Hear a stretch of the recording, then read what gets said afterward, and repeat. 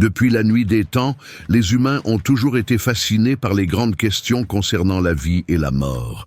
Que se passe-t-il lorsque nous quittons ce monde? Où iront nos âmes?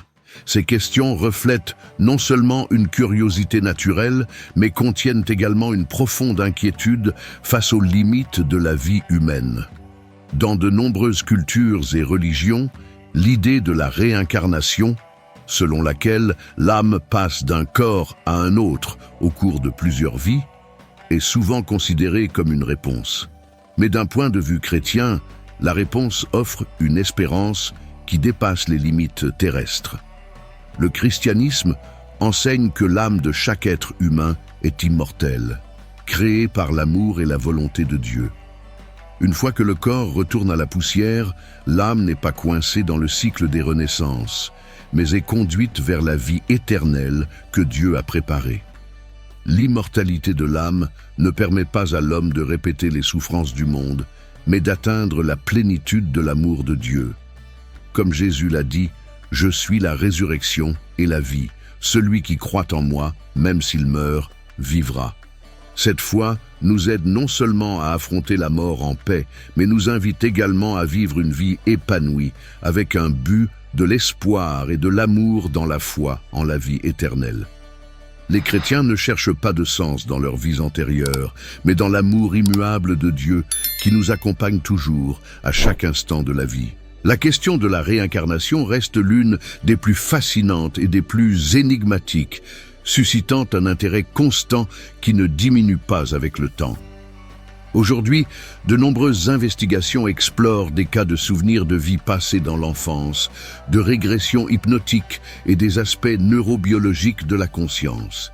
Ces études approfondissent non seulement notre compréhension de la psychologie humaine, mais nous invitent également à réfléchir sur la vie, la mort et la nature de l'âme dans une perspective renouvelée. Selon le principe de la réincarnation, chaque personne possède une âme immortelle qui transcende son corps physique. Alors que le corps est périssable et subit le cycle de la naissance, du vieillissement et de la mort, l'âme est éternelle, se libérant du corps après la mort pour poursuivre son voyage spirituel à la recherche d'un nouveau véhicule corporel. Un aspect profondément intrigant de la réincarnation est l'idée selon laquelle l'âme peut choisir son nouveau corps de manière autonome, sur la base des leçons et des expériences accumulées dans les vies antérieures. Ce processus permet à l'âme d'évoluer et d'avancer spirituellement à chaque incarnation. À mesure qu'une âme vieillit, elle devient plus sage, accumulant une compréhension spirituelle et des expériences de vie qui lui permettent d'affronter les défis de chaque existence avec une plus grande maturité.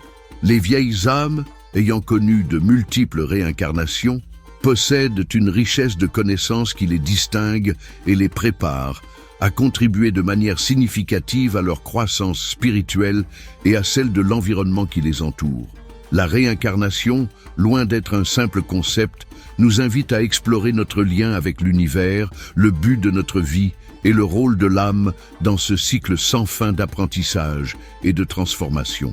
L'incarnation, vue avec sérénité et une plus grande compréhension, met en évidence les principes de la réincarnation qui mettent l'accent sur l'immortalité de l'âme, la capacité de renaissance infinie, le pouvoir de choisir un nouveau corps et le développement continu à travers des vies successives. L'âme, dans son voyage éternel vers un état d'illumination et une plus grande sagesse, éprouve des signes récurrents de réincarnation. Ceux-ci peuvent se manifester dans des rêves où les gens voient des lieux extraordinaires qui n'existent plus sur Terre ou ressentent un lien avec des cultures anciennes. Une intuition profonde peut indiquer une âme mature et expérimentée qui a vécu plusieurs vies. Des compétences telles que la prévision des événements futurs sont également caractéristiques de ces âmes anciennes. De plus, les souvenirs de moments qui n'auraient pas pu être connus dans cette vie, l'intérêt pour des événements historiques lointains et la sagesse inhabituelle qui apparaît dès le plus jeune âge sont des signes d'une possible vie passée. En réfléchissant à ces expériences, les gens commencent à se demander « Qui sommes-nous ? Pourquoi sommes-nous ici ?» Quel est le but et le sens de la vie humaine? La connaissance des modèles de réincarnation peut aider à trouver des réponses à ces questions. Il existe 5 principaux types de réincarnation humaine.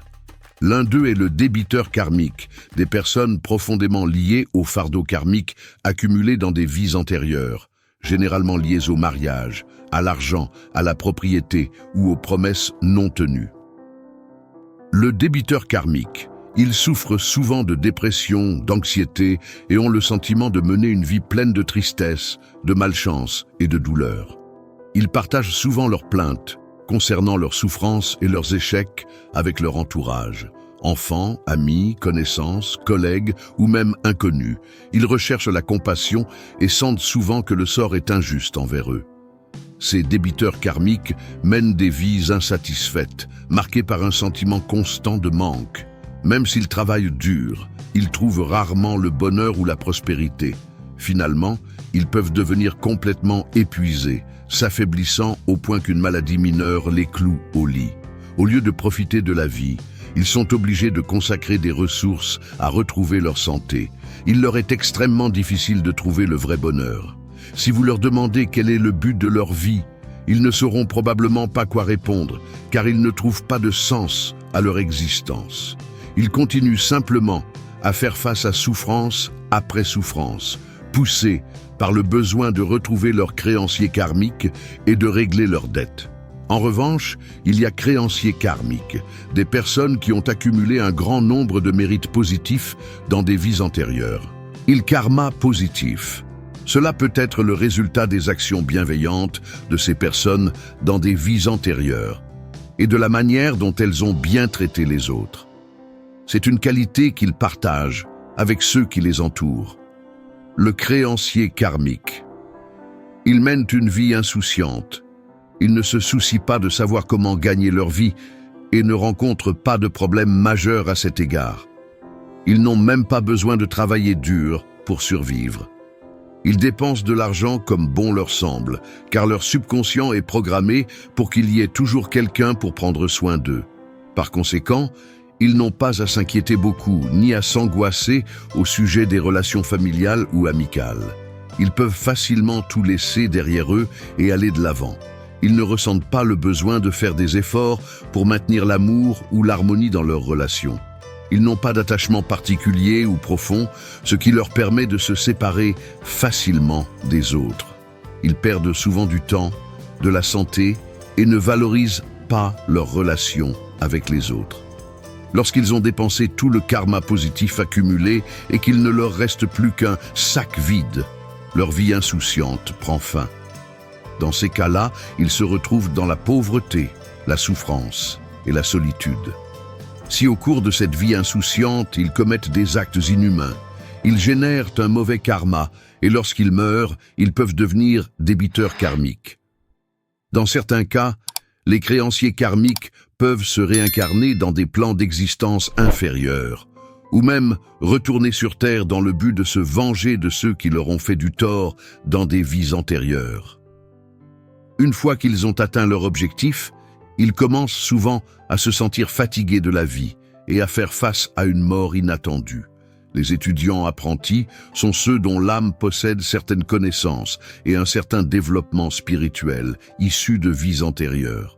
Il se peut qu'il s'agisse d'êtres divins bienveillants qui se sont réincarnés sur Terre. Ces stagiaires se concentrent de plus en plus sur leurs études pour accumuler davantage de connaissances nécessaires à leur développement spirituel. Les domaines dans lesquels ils sont développés sont divers, mais nécessitent généralement une étude détaillée et approfondie, comme la poésie, la peinture, l'histoire de l'art, entre autres. Lorsque les étudiants obtiennent certains succès dans leur domaine ou surpassent leurs pairs, ils peuvent être confrontés à des maladies graves, à des accidents, à des morts subites ou même au suicide. Quel que soit l'impact de leur réalisation sur le monde, tous leurs désirs sont axés sur l'apprentissage et l'application de ce qu'ils ont acquis. Durant le processus d'éveil, ces âmes réincarnées possèdent parfois des connaissances uniques et très avancées sur les plans intermédiaires. Il peut également s'agir d'entités divines revenues sur Terre pour acquérir de nouvelles expériences de vie. Cependant, ces âmes mènent souvent une vie courte si elles se lassent de la routine de la vie quotidienne. Ils peuvent mourir subitement à cause d'une maladie ou d'un accident. Votre but sur Terre se limite souvent à simplement satisfaire le désir de voyager et de profiter de la vie. Contrairement aux apprentis qui ne mettent pas toujours leur talent au service de l'humanité, travailleurs de lumière, ce sont des âmes qui se réincarnent sur Terre pour accomplir des desseins divins. Leur mission est d'apporter du bonheur à eux-mêmes et aux autres en servant tous les êtres vivants et en faisant de grands sacrifices, même personnels, pour améliorer le monde. Les artisans de lumière sont divisés en deux groupes principaux, ceux liés à l'abondance éthique et ceux qui ont l'abondance spirituelle. Leur objectif est de partager ce qu'ils ont avec les autres. Si leur aide rend quelqu'un d'autre heureux, ils éprouvent eux aussi le bonheur en tant qu'artisans de lumière. Dans le cas de ceux qui sont liés à l'abondance matérielle, ils ont tendance à devenir des humanitaires, des philanthropes et des sponsors d'activités caritatives. Ils donnent de l'argent et partagent humblement leur prospérité avec le monde, souvent de manière anonyme. Cependant, leur point faible est qu'ils font parfois des dons aux mauvaises personnes ou avec des objectifs mal ciblés. Cela peut transformer votre générosité en une action négative, car votre aide peut priver les gens de la capacité de prendre soin d'eux-mêmes, encourageant ainsi la paresse et l'égocentrisme. D'autre part, les travailleurs de lumière liés à la psychologie consacrent leur vie à des activités liées à l'art, à la culture, à la science, à la sociologie et à la technologie. Ils se concentrent sur la croissance personnelle et l'éducation des autres, contribuant ainsi au progrès de l'humanité dans ces domaines. L'objectif principal de ceux qui travaillent avec la lumière est de contribuer au développement de la société et d'améliorer la qualité de vie de tous les êtres vivants. Ils recherchent un monde où règne la paix, et leur objectif est souvent lié à la psychologie et au bien-être émotionnel des autres. Bien souvent, ces personnes trouvent leur voie dans les arts en créant des œuvres qui inspirent et guérissent, ou dans la science, en menant des recherches qui transforment la vie de ceux qui les entourent. Ils travaillent sans relâche pour transformer leurs idées en réalités qui profitent aux autres. Et même si ce processus peut prendre des années, leur dévouement demeure. Ces artisans de lumière sont souvent issus de familles modestes, mais leur vision positive de la vie et leurs fortes valeurs éthiques les poussent à partager l'amour, la vérité et des messages d'espoir. Leur mission est d'atténuer la tristesse, de combattre la solitude et d'enrichir la vie de ceux qui les entourent. Il n'est pas rare qu'ils deviennent des guides spirituels, des enseignants ou des praticiens de techniques menant à l'illumination et à la vérité. Leur conscience morale et leur approche altruiste leur permettent de résister aux distractions du monde, de maintenir leur objectif d'aider les autres et de favoriser leur renaissance spirituelle et émotionnelle. Le bonheur ne dépend pas de ce que nous possédons, mais de la façon dont nous vivons et de la manière dont nous choisissons de voir le monde. Lorsque nous nous libérons de l'avidité, de la haine et des illusions, nous nous rapprochons d'une vie épanouie. Le secret est de nous changer nous-mêmes, en nous concentrant sur le bien, en laissant le négatif derrière nous et en partageant l'amour, la vérité et la lumière avec les autres. Cela élève non seulement nos vies, mais inspire également les autres à trouver du réconfort et un but et, ainsi, quelle que soit votre mission ou le type de réincarnation que votre âme a choisi, commencez dès aujourd'hui à vivre avec une attitude positive. Concentrez-vous sur l'essentiel, servez les autres et soyez un phare de lumière dans un monde qui a besoin d'inspiration et d'espoir. Votre objectif peut faire une différence significative et vous guider vers une vie authentique, significative et vraiment heureuse. La réincarnation n'est pas seulement un concept spirituel issu de traditions anciennes, mais une invitation profonde à explorer notre raison d'être, à renouer avec notre connexion universelle et à embrasser le voyage éternel de l'âme. Elle nous pousse à regarder au-delà des apparences de la vie terrestre pour découvrir les vérités cachées qui façonnent notre évolution spirituelle.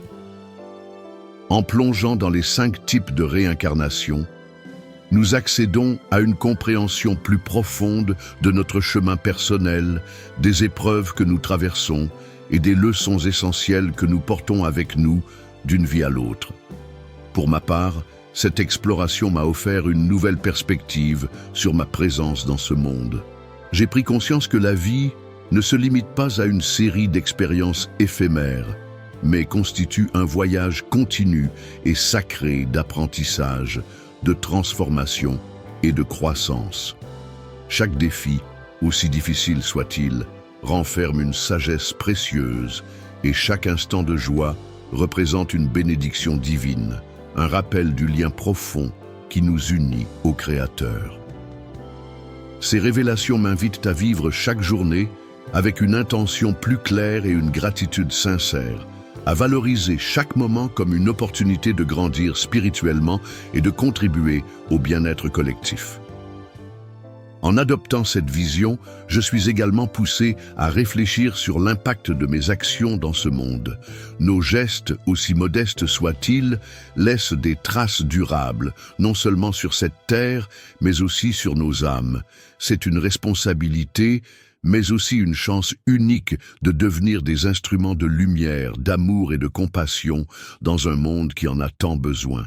Père céleste bien-aimé, nous te remercions du fond du cœur pour le don inestimable de la vie et pour les enseignements subtils mais puissants que nos âmes reçoivent au fil des réincarnations.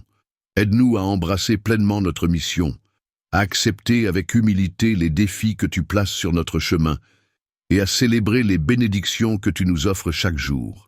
Guide nos pas dans ce voyage d'évolution spirituelle et donne-nous la force de refléter ta lumière divine dans tout ce que nous faisons. Fais de nous des témoins vivants de ton amour, des porteurs de paix et des artisans d'un monde meilleur. Que nos âmes continuent de croître en sagesse et en grâce, se rapprochant jour après jour de la plénitude de ta présence infinie. Amen.